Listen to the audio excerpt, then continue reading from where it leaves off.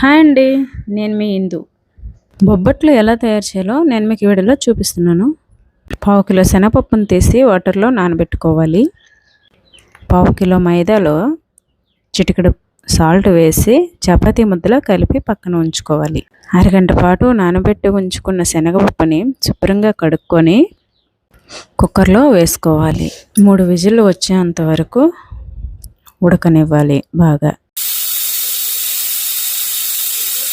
3 విజిల్ల తర్వాత ఉడకబెట్టి ఉంచిన శనగపప్పుని వేరొక బౌల్లో వేసుకోవాలి.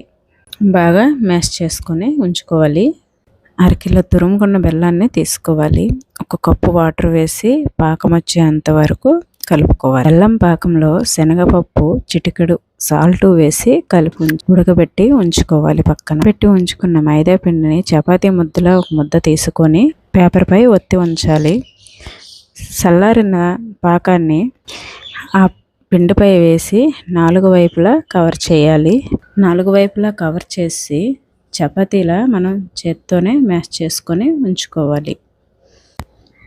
చపాతీలాగా మ్యాష్ చేసి ఉంచుకున్న బొబ్బట్లని నెయ్యి వేసి పెనంపై కాల్చుకోవాలి. ఇంట్లో కొన్నంత బాగా రాకపోయినా సరే టేస్ట్ అయితే మాత్రం చాలా చాలా చాలా బాగుంది. Thank you for watching.